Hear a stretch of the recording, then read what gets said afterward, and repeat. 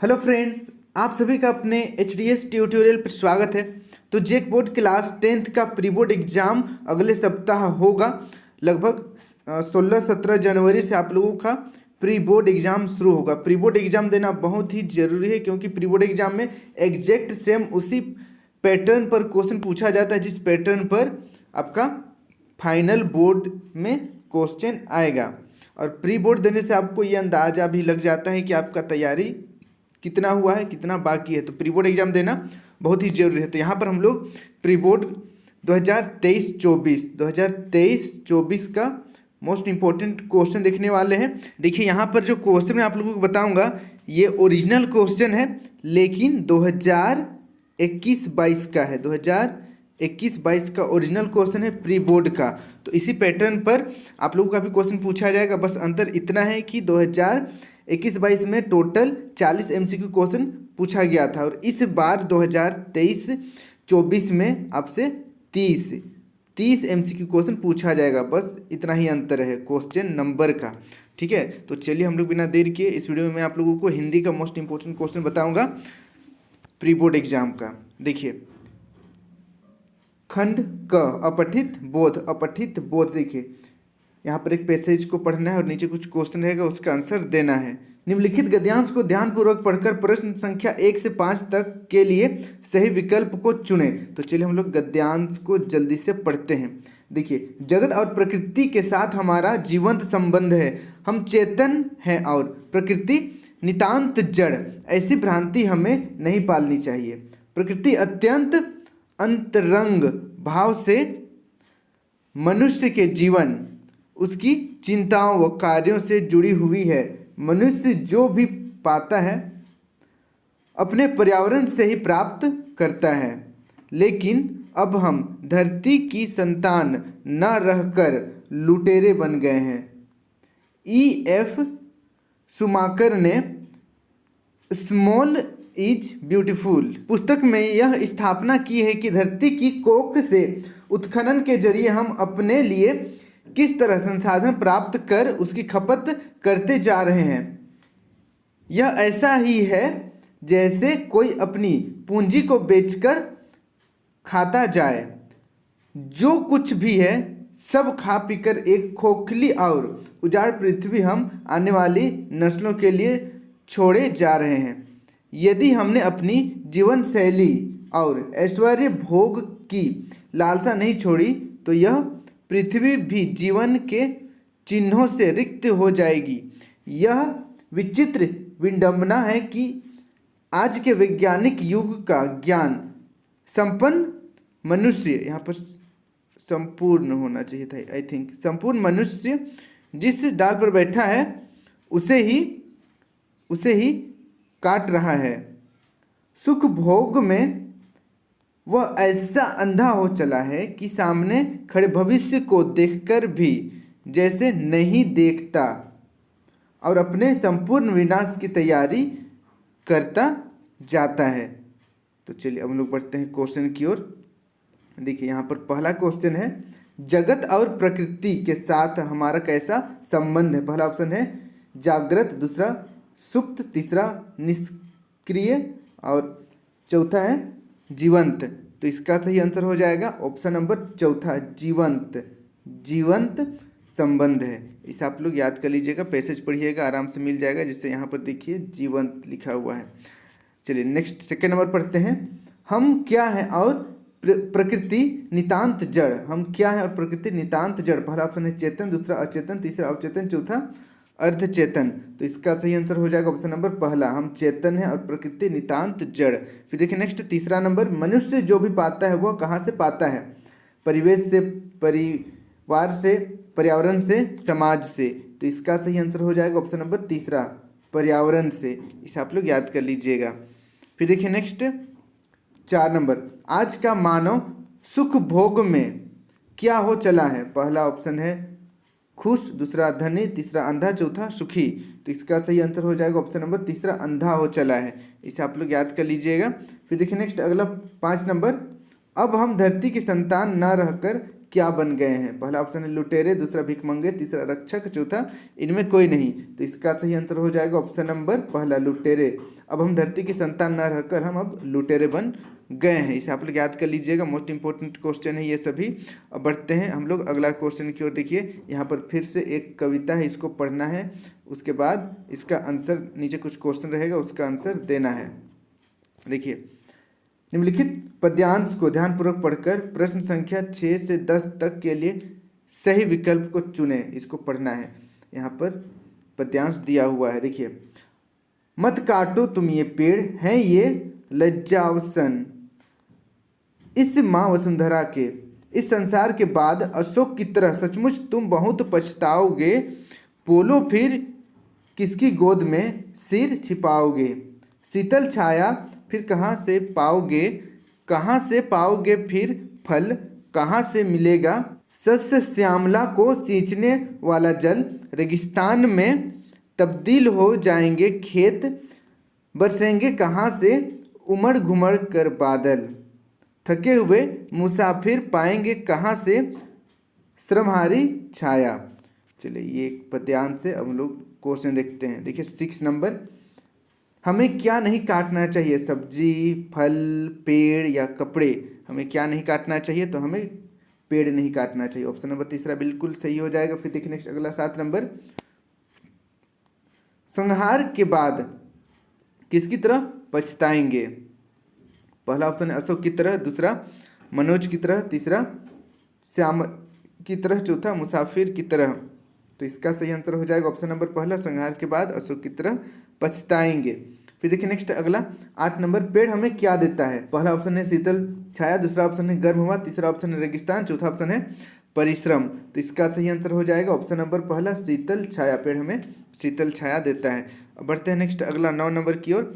9 number का question देखिए, सस्य श्यामला किसे कहा गया है, सस्य श्यामला किसे कहा गया है, आकाश को, दूसरा ऑप्शन है धरती को, तीसरा ऑप्शन है हरी भरी धरती को, चौथा ऑप्शन है बादलों को।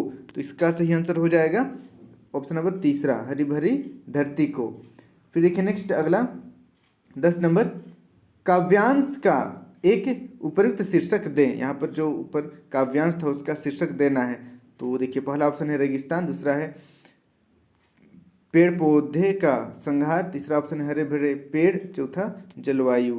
तो लगभग सिमिलर है, लेकिन ऑप्शन नंबर दूसरा ज़्यादा बेहतर है, इसलिए ऑप्शन नंबर दूसरा सही हो जाएगा, पेड़ पौधे का संहार। फिर देखिए नेक्स्ट अगला खंड ख, व्याकरण, व्याकरण से क्वेश्चन है। यहाँ पर जो भी क्वेश्चन है बहुत ज़्यादा इंपॉर्टेंट है। जिसे देखिए 11 नंबर, पक्षी आकाश में उड़ रहे हैं, इस तरीके के क्वेश्चन आपका मॉडल क्वेश्चन में भी है, आप देख सकते हैं। पक्षी आकाश में उड़ रहे हैं, क्रिया के भेद के नाम बताएं, कौन सा क्रिया है। तो अगर आपने मेरा मॉडल क्वेश्चन वाला वीडियो देखा होगा तो मैंने बताया था अकर्मक सकर्मक क्रिया को पहचानने का तरीका। मैं फिर से यहाँ पर बता दे रहा हूँ, आप लोगों को सवाल खुद से करना है क्या, अगर क्या का जवाब मिलता है तो सकर्मक क्रिया है, अगर नहीं मिलता है तो अकर्मक क्रिया है। जैसे कि यहाँ पर पक्षी आकाश में उड़ रहा है, क्वेश्चन बनाएंगे पक्षी आकाश में क्या उड़ रहा है, तो ये तो क्वेश्चन ही नहीं बनेगा, क्वेश्चन ही गलत है, ठीक है, कोई जवाब नहीं मिलेगा। तो यहाँ पर ये अकर्मक क्रिया है, अकर्मक क्रिया है। पहला ऑप्शन देखते हैं सकर्मक, दूसरा अकर्मक, तीसरा द्विकर्मक, चौथा प्रेरणार्थक। तो इसका सही आंसर हो जाएगा ऑप्शन नंबर दूसरा, अकर्मक। फिर देखिए नेक्स्ट, कौन सा वाक्य सकर्मक है, यानी कि क्या का जवाब मिलना चाहिए। जैसे पहला ऑप्शन बच्चा रोता है, बच्चा, अगर हम लोग क्वेश्चन बनाएंगे बच्चा क्या रोता है तो इसका कोई जवाब नहीं मिलेगा। दूसरा लड़का हंसता है, अगर कोई पूछेगा लड़का क्या हंसता है तो इसका भी तो कोई जवाब नहीं होगा किसी के पास। फिर देखिए तीसरा, रीता खाना खाती है, रीता क्या खाती है, इसका जवाब है रीता क्या खाती है, खाना। तो यहाँ पर सकर्मक है, ये सकर्मक। तो ऑप्शन नंबर तीसरा बिल्कुल सही हो जाएगा, सकर्मक क्रिया है। क्रिया से क्वेश्चन आएगा, मैं लिख कर आप लोगों को दे रहा हूँ, लिख कर दे रहा हूँ, मीन्स एकदम कन्फर्म बोल रहा हूँ, क्रिया से आएगा, इसलिए अकर्मक सकर्मक क्रिया को अच्छी तरीके से समझ लीजिएगा। अब बढ़ते हैं नेक्स्ट अगला 13 नंबर की ओर। कृष्ण का अनेकार्थी शब्द नहीं है, उजला, काला, श्री कृष्ण, 15 दिनों का पक्ष। तो कृष्ण का अनेकार्थी शब्द नहीं है, उजला, ऑप्शन नंबर पहला बिल्कुल सही हो जाएगा, इसे आप लोग याद कर लीजिएगा। फिर देखिए नेक्स्ट अगला 14 नंबर, यथाशक्ति किस प्रकार का समास है, यथाशक्ति किस प्रकार का समास है। पहला ऑप्शन है तत्पुरुष, दूसरा कर्म धार्य, तीसरा द्वंद्व और चौथा अव्ययी भाव। तो यथाशक्ति, जितना आपका शक्ति है उसको यथाशक्ति कहते हैं। तो ऑप्शन नंबर चौथा सही हो जाएगा, अव्ययी भाव समास। फिर देखिए नेक्स्ट 15 नंबर, वनमाली एक सामाजिक शब्द है, यह किस प्रकार का समास है? वनमाली किस प्रकार का समास है? द्विगु समास, द्वंद्व समास, तत्पुरुष समास, कर्म धारय समास। तो इसका सही आंसर हो जाएगा ऑप्शन नंबर तीसरा, तत्पुरुष समास। इसे भी आप लोग याद कर लीजिएगा। फिर देखिए नेक्स्ट अगला 16 नंबर, प्रधान अध्यापक प्रधान है जो अध्यापक किस समास का उदाहरण है? तत्पुरुष समास, कर्मधारय समास, अव्ययी भाव समास या द्वंद्व समास। तो इसका सही आंसर हो जाएगा ऑप्शन नंबर दूसरा, कर्मधारय समास का उदाहरण है प्रधानाध्यापक, जिसका मतलब होता है प्रधान है जो अध्यापक। चलिए अगला क्वेश्चन देखते हैं हम लोग 17 नंबर, जब वर्षा शुरू हुई तब मोहन आ गया, वाक्य किस प्रकार का है? उपवाक्य है, मिश्र वाक्य, उपवाक्य है, दूसरा है संयुक्त वाक्य, तीसरा ऑप्शन है मिश्र वाक्य, चौथा ऑप्शन है सरल वाक्य। तो इसका सही आंसर हो जाएगा ऑप्शन नंबर तीसरा, मिश्र वाक्य। मिश्र वाक्य, जब वर्षा हुई तब मोहन आ गया, मिश्र वाक्य ही से आप लोग याद कर लीजिएगा। वाक्य से भी क्वेश्चन आएगा। वाक्य 3 प्रकार का होता है, सरल वाक्य, मिश्र वाक्य और संयुक्त वाक्य। इसको आप लोग अच्छी तरीके से याद कर लीजिएगा, प्रैक्टिस कर लीजिएगा, समझ लीजिएगा। देखिए नेक्स्ट 18 नंबर, रचना की दृष्टि से वाक्य के भेद होते हैं। रचना की दृष्टि से वाक्य के भेद होते हैं 2, 3, 4, 5। तो इसका सही आंसर अभी मैंने बताया 3 होते हैं। रचना की दृष्टि से वाक्य के 3 भेद होते हैं, एक होता है सरल वाक्य, दूसरा संयुक्त वाक्य, तीसरा मिश्र वाक्य। इसको आप लोगों को याद कर लेना है। चलिए अब बढ़ते हैं हम लोग अगला 19 नंबर की ओर। 19 नंबर का क्वेश्चन देखिए, बादल चांद की खालिस्तान देख रहा है। ये क्वेश्चन तो आई थिंक मॉडल क्वेश्चन में भी दिया गया है, मुझे याद नहीं आ रहा, आप लोग कमेंट करके बताइएगा। क्या बादल, देखिए क्या बालक चांद की खालिस्तान देख रहा है, इस तरीके से क्वेश्चन है या नहीं है? मुझे लग रहा है दिया गया है। पहला ऑप्शन है और, दूसरा और, तीसरा छोर, चौथा डोर। तो इसका सही आंसर हो जाएगा बालक चांद की ओर देख रहा है। ऑप्शन नंबर दूसरा बिल्कुल सही हो जाएगा, बालक चांद की ओर देख रहा है। फिर देखिए नेक्स्ट 20 नंबर, दूध पिया नहीं जा रहा है, यह वाच्य का कौन सा भेद है? कौन सा भेद है? पहला ऑप्शन है कर्तरीवाच्य, दूसरा भाववाच्य, तीसरा कर्मवाच्य, चौथा इनमें से कोई नहीं। तो इसका सही आंसर हो जाएगा ऑप्शन नंबर दूसरा, भाववाच्य। इसको भी आप लोग याद कर लीजिएगा। अब बढ़ते हैं नेक्स्ट अगला क्वेश्चन की ओर। देखिए, खंड ग पाठ्य पुस्तक से निम्नलिखित पद्यांश को ध्यानपूर्वक पढ़कर प्रश्न संख्या 21 से 24 तक के लिए सही विकल्प को चुनें। तो चलिए सही विकल्प को चुनना है। एक बार इसको हम लोग पढ़ लेते हैं। यहाँ पर जो भी पद्यांश दिया हुआ है, फसल है क्या और तो कुछ नहीं है वह, नदियों के पानी का जादू है वह, हाथों के स्पर्श की महिमा है, भूरी काली संदली मिट्टी का गुणधर्म है, रूपांतर है सूरज के किरणों का, सिमटा हुआ संकोच है हवा की थिरकन का। चलिए हम लोग क्वेश्चन देखते हैं 21 नंबर। 21 नंबर, प्रस्तुत पंक्तियाँ किस कविता से ली गई है? तो सभी कविताओं का आप लोग कम से कम 3-4 बार पढ़ लीजिएगा, याद ना भी करिए लेकिन पढ़ लीजिए 3-4 बार, ताकि उसका जो लाइन है कुछ आप लोगों को याद रहे, जिससे पता चलेगा आपको कि कौन सा कविता का यहाँ पर कविता का टुकड़ा दिया हुआ है। देखिए पहला ऑप्शन है फसल, दूसरा अट नहीं रही, तीसरा यह दंतोलित मुस्कान, चौथा उत्साह। तो इसका सही आंसर हो जाएगा ऑप्शन नंबर पहला, फसल। ऊपर जो लाइन लिखा गया है यह फसल कविता से लिया गया है। फिर देखिए नेक्स्ट 22 नंबर, फसल किसका जादू है? नदियों के पानी का, हवाओं के थिरकन का, मिट्टी के गुणधर्म का, और चौथा सूर्य के किरणों का। तो इसका सही आंसर हो जाएगा ऑप्शन नंबर पहला, नदियों के पानी का। नदियों के पानी का, यहाँ पर आप देख सकते हैं नदियों के पानी का जादू है वह। नेक्स्ट देखिए 23 नंबर। 23 नंबर का क्वेश्चन है, फसल किसका रूपांतर है? फसल किसका रूपांतर है? सूरज के किरणों का, नदी के जल का, किसान के हाथों का, मिट्टी के गुणधर्म का। तो इसका सही आंसर हो जाएगा ऑप्शन नंबर पहला, सूरज के किरणों का। सूरज के किरणों का, सूरज के किरणों का रूपांतरण है फसल। यहाँ पर आपको देखने को मिल जाएगा सूरज की किरणों का रूपांतरण, ठीक है यहाँ पर। चलिए अगला क्वेश्चन बढ़ते हैं हम लोग नेक्स्ट 24 नंबर, फसल किसका गुणधर्म है? मिट्टी का, जल का, हवा का, हाथों का। तो इसका सही आंसर हो जाएगा ऑप्शन नंबर पहला मिट्टी का। मिट्टी का फसल किसका गुणधर्म है? मिट्टी का। अब बढ़ते हैं नेक्स्ट अगला 25 नंबर की ओर। निम्नलिखित प्रश्नों के सही विकल्प को चुने। 25 नंबर देखिए, यह दंतुरित मुस्कान कविता के कवि कौन है? यह दंतुरित मुस्कान कविता के कवि कौन है? तुलसीदास, श्रीकांत त्रिपाठी निराला, नागार्जुन, सूरदास। तो इसका सही आंसर हो जाएगा ऑप्शन नंबर तीसरा नागार्जुन। यह दंतुरित मुस्कान कविता के लेखक हैं या कवि हैं, कवि हैं नागार्जुन। इसको आप लोग याद कर लीजिएगा, मोस्ट इंपॉर्टेंट क्वेश्चन है। अब बढ़ते हैं नेक्स्ट हम लोग अगला क्वेश्चन की ओर। 26 नंबर। 26 नंबर का क्वेश्चन देखिए, गोपियों ने किसे भाग्यवान कहकर संबोधित किया है? गोपियों ने किसे भाग्यवान कहकर संबोधित किया है? पहला ऑप्शन है कृष्ण को, दूसरा कवि को, तीसरा ग्वालों को, चौथा उद्धव को। तो इसका सही आंसर हो जाएगा ऑप्शन नंबर चौथा, उद्धव को भाग्यवान कहकर संबोधित कहा है कि वे कृष्ण के पास हमेशा रहते हैं। देखिए नेक्स्ट अगला 27 नंबर। घेर घेर घोर गगन धाराधर ओ, यह पंक्ति किस कविता का है? तो देखिए इस तरीके से क्वेश्चन आ रहा है, एक लाइन लिखिएगा फिर आप लोग से पूछेगा किस कविता का है। तो सभी कविता को 2-3 बार आप लोग पढ़ लीजिएगा ताकि दिक्कत ना हो। देखिए पहला ऑप्शन है उत्साह, दूसरा ऑप्शन है कन्यादान, तीसरा ऑप्शन है आत्मकथ्य, चौथा ऑप्शन है छाया मत छूना। तो इसका सही आंसर हो जाएगा ऑप्शन नंबर पहला उत्साह। घेर घेर घोर गगन धाराधर ओ, ये है उत्साह, उत्साह कविता का, इसे आप लोग याद कर लीजिएगा। फिर देखिए नेक्स्ट अगला 28 नंबर। हारिल पक्षी से किसकी तुलना की गई है? हारिल पक्षी से किसकी तुलना की गई है? कृष्ण की, गोपियों की, उद्धव की या ब्रजवासियों की? तो इसका सही आंसर हो जाएगा ऑप्शन नंबर दूसरा गोपियों की। हारिल पक्षी से गोपियों की तुलना की गई है और हारिल लकड़ी को श्री कृष्ण से तुलना किया गया है। इसका आप लोग याद कर लीजिएगा। अब बढ़ते हैं नेक्स्ट अगला क्वेश्चन की ओर। देखिए 29 नंबर। उससे पहले ये जो यहाँ पर गद्यांश है इसको पढ़ना है। देखिए निम्नलिखित गद्यांश को ध्यानपूर्वक पढ़कर प्रश्न संख्या 29 से 32 तक के लिए सही विकल्प को चुने।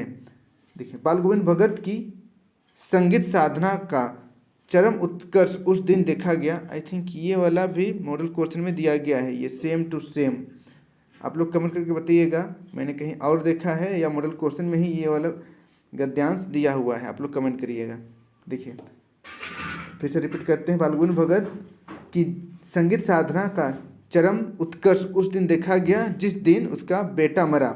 इकलौता बेटा था, वह कुछ सुस्त और बोधा सा था, किंतु इसी कारण बाल गोविंद भगत उसे और भी मानते।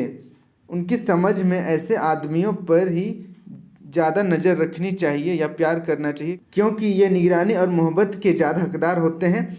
बड़ी साध से उसकी शादी कराई थी पतोहू, बड़ी ही सुभग और सुशील मिली थी। घर की पूरी प्रबंधिका बनकर भगत को बहुत कुछ दुनियादारी से निवृत्त कर दिया था उसने। उसका बेटा बीमार है, उसकी खबर रखने की लोगों को कहाँ फुर्सत, किंतु मौत तो अपनी ओर सबका ध्यान खींचकर ही रहती है। तो ये पैसेज है, पैराग्राफ है, इसको पढ़ना है, पढ़ लीजिएगा। वैसे आई थिंक आप लोग इसको मॉडल क्वेश्चन में भी देखे होंगे। देखिए नेक्स्ट 29 नंबर। बेटे के मरने पर बाल गोविंद भगत क्या कर रहे थे? रो रहे थे, गा रहे थे, हंस रहे थे, नाच रहे थे? तो इसका सही आंसर हो जाएगा ऑप्शन नंबर दूसरा, गा रहे थे। संगीत साधना का चरम उत्कर्ष देखने को मिला, यानी कि संगीत साधना गा रहे थे। फिर देखिए नेक्स्ट अगला 30 नंबर। भगत जी का बेटा कैसा था? चालाक था, ईमानदार था, चतुर था या सुस्त और बोधा सा था? तो इसका सही आंसर हो जाएगा ऑप्शन नंबर चौथा, सुस्त और बोधा सा था। चलिए अब बढ़ते हैं नेक्स्ट 31 नंबर। अब देखिए आप लोगों से टोटल 30 क्वेश्चन ही एमसीक्यू में पूछा जाएगा। ये मैं आपको बार बार रिपीट कर रहा हूँ। यहाँ पर 31-32 क्वेश्चन देखने को मिल रहा है, टोटल 40 देखने को मिलेगा, क्योंकि ये पिछला साल का क्वेश्चन है। ठीक है, देखिए 31 नंबर का क्वेश्चन है, भगत जी की पतोहू कैसी थी? पहला ऑप्शन है सुंदर और झगड़ने वाली, दूसरा घर का ख्याल नहीं रखने वाली, तीसरा सुभग और सुशील होने के साथ ही घर की पूरी प्रबंधिका, और चौथा असंवेदनशील। तो इसका सही आंसर हो जाएगा ऑप्शन नंबर तीसरा, ऑप्शन नंबर तीसरा बिल्कुल सही हो जाएगा। सुभग और सुशील होने के साथ ही घर की पूरी प्रबंधिका, इसे आप लोग याद कर लीजिएगा। बढ़ते हैं नेक्स्ट हम लोग 32 नंबर की ओर। बोधा का क्या अर्थ है? बोधा का क्या अर्थ है? मोटा, ज्ञानी, सुंदर या कम बुद्धि वाला। तो बोधा, कम बुद्धि वाला को बोधा कहा जाता है। आप लोग भी सुने होंगे कहीं ना कहीं कि ये बहुत बोध है, बहुत बोधा है, कुछ नहीं आता है इसको, इस तरीके से आस पड़ोस के लोग कहते हैं। तो बोधा का मतलब होता है कम बुद्धि वाला, इसे आप लोग याद कर लीजिएगा। अब बढ़ते हैं नेक्स्ट हम लोग अगला क्वेश्चन की ओर। देखिए, निम्नलिखित प्रश्नों के सही विकल्प को चुने। 33 नंबर देखिए, नेताजी का चश्मा किस प्रकार का पाठ है? नेताजी का चश्मा किस प्रकार का पाठ है? निबंध, यात्रा, वृत्तांत, एकांकी, कहानी। तो इसका सही आंसर हो जाएगा ऑप्शन नंबर चौथा, कहानी। नेताजी का चश्मा कहानी है, इसे आप लोग याद कर लीजिएगा। बढ़ते हैं नेक्स्ट हम लोग 34 नंबर। नेताजी की मूर्ति पर चश्मा लगाने का कार्य कौन करता था? पहला ऑप्शन है हवलदार साहब, दूसरा पान वाला, तीसरा अध्यापक, चौथा कैप्टन। तो इसका सही आंसर हो जाएगा ऑप्शन नंबर चौथा, कैप्टन। कैप्टन नेताजी की मूर्ति पर चश्मा लगाने का कार्य करता था। फिर देखिए नेक्स्ट अगला 35 नंबर। बाल गोविंद भगत कौन थे? बाल गोविंद भगत कौन थे? पहला ऑप्शन है साधु, दूसरा भिक्षु, तीसरा कबीर, चौथा इनमें कोई नहीं। तो इसका सही आंसर हो जाएगा ऑप्शन नंबर पहला, साधु थे। बाल गोविंद भगत साधु थे। फिर देखिए नेक्स्ट अगला 36 नंबर। बाल गोविंद भगत की संगीत साधना का चरम उत्कर्ष किस दिन देखा गया? पहला ऑप्शन है जब वे बीमार थे, दूसरा जब उनके इकलौते बेटे की मृत्यु हुई, तीसरा जब वे धान की रोपाई कर रहे थे, चौथा जब वे गंगा घाट पर थे। तो इसका सही आंसर हो जाएगा ऑप्शन नंबर दूसरा, जब उनके इकलौते बेटे की मृत्यु हुई तब भगत जी के संगीत साधना का चरम उत्कर्ष देखने को मिला। अब बढ़ते हैं नेक्स्ट हम लोग अगला क्वेश्चन की ओर। देखिए, निम्नलिखित गद्यांश को ध्यानपूर्वक पढ़कर प्रश्न संख्या 37 से 40 तक के लिए सही विकल्प को चुने। चलिए यहाँ पर हम लोग देखते हैं। देखिए, माता से केवल दूध पीने तक का नाता था, इसलिए पिताजी के साथ ही हम भी बाहर की बैठक में ही सोया करते। वह अपने साथ ही हमें भी उठाते और साथ ही नहला धुला कर पूजा पर बिठा लेते। हम भभूत का तिलक लगा देने के लिए उनको दिक करने लगते थे, कुछ हंसकर, कुछ झुझलाकर और कुछ डांट कर वह हमारे चौड़े लीलार में त्रिपुंड कर देते थे। हमारे लीलार में भभूत बहुत खूब खुलती थी, सिर में लंबी लंबी जटाएं थी, भभूत रमाने से हमें खासे बम भोले बन जाते थे। तो ये है हमारा पैसेज। अब चलिए हम लोग क्वेश्चन देखते हैं। देखिए 37 नंबर, माता का आंचल कहानी के लेखक कौन है?